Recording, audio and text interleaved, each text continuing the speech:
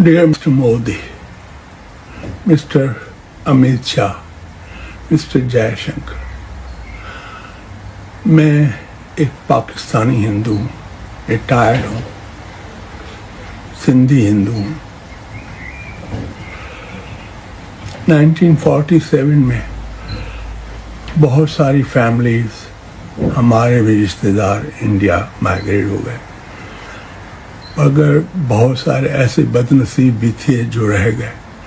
वो इसलिए रह गए कि ट्रेनें ऑल ऑफ सडन बंद कर दी गई। जो भी हुआ, अभी हमारा प्रॉब्लम यह है कि हम पाकिस्तान की पॉपुलेशन के, कोई कहता है हम 1% हैं, कोई कहता है 2% हैं, जो भी हैं, मगर हमारी बेटियां बहुत तकलीफ में हैं।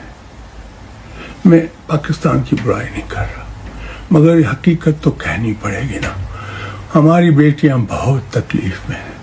गुजरे हुए 12 सालों में कोई 13 से 14 हजार लड़कियों का मजहब बदला गया है। 2 दिन पहले एक दिन के अंदर 6 हिंदू लड़कियों का मजहब बदला गया। हम कुछ कर भी नहीं सकते और हम चाहते भी नहीं है कि आप हमारी वजह से पाकिस्तान से कोई फट डाले। हमारा मकसद ये नहीं। हम सिर्फ एक ही अपील करते हैं कि प्लीज़ ये जो पाकिस्तान इस्लामाबाद एम्बेसी पाकिस्तान में जितने भी हिंदू और सिख लोगों की एप्लीकेशंस पड़ी हैं माइग्रेशन के लिए या India as a refugee status के लिए, प्लीज़ इनको वीज़ा दीजिए, प्लीज़ इनको वीज़ा दीजिए। कोई कहता है 10,000 हैं, कोई कहता है 1 लाख हैं, मगर बहुत हैं। लोग बैठे हुए हैं। ऐसे भी लोग हैं जिनकी एप्लीकेशन 1-2 साल से पड़ी हुई है। मेरा 2 साल पहले मेरा एक भांजा उस अपनी बहनों के साथ माइग्रेट होना चाहता था, उसको वीज़ा नहीं मिली। बाद में उसकी बहन को किडनैप करके उसको अगवा करके उसका मजहब बदल गया। ऐसे किस्से बहुत हैं सर। हम लोग मजबूर हैं। हमारी लड़कियों को से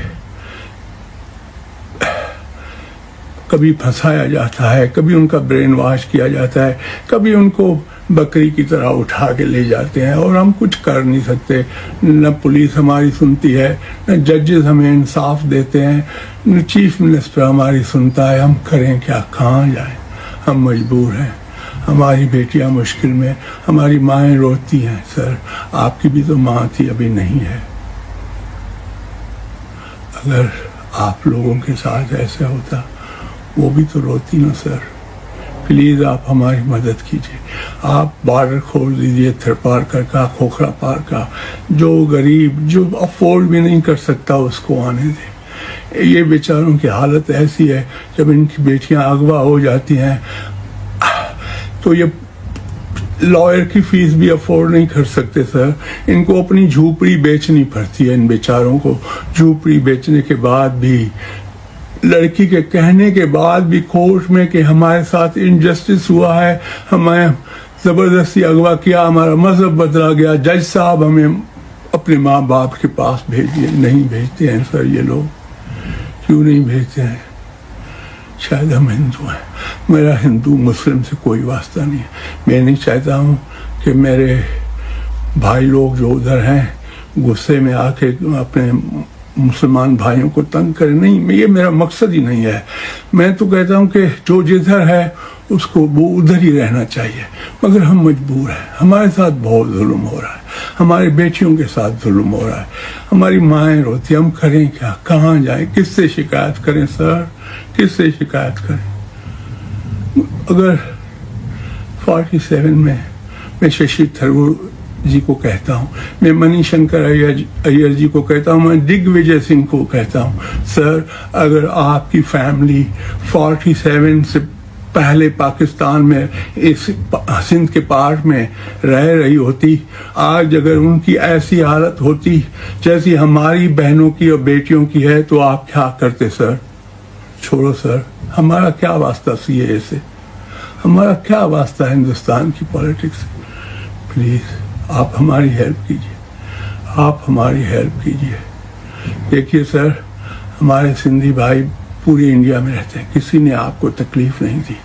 گاندھی نگر میں ایل کے آڈوانی بھی رہتا ہے. گاندھی نگر میں آپ تو امت شاہ جی، مودی جی، آپ تو گجرات سے ہیں، آپ کو پتہ ہے کہ بھئی کسی سندھی نے کوئی غلط کام نہیں کیا. پلیز بارڈر کھول دیجیے ہمیں، یا ویزا دے دیجیے. ایمبیسی کو کھڑیں کہ ہم لوگوں کی بچوں کی بھی، ہمارے لوگوں کی، ہماری بچیوں کی ویزا کو کوئک پروسیس کریں. Thank you.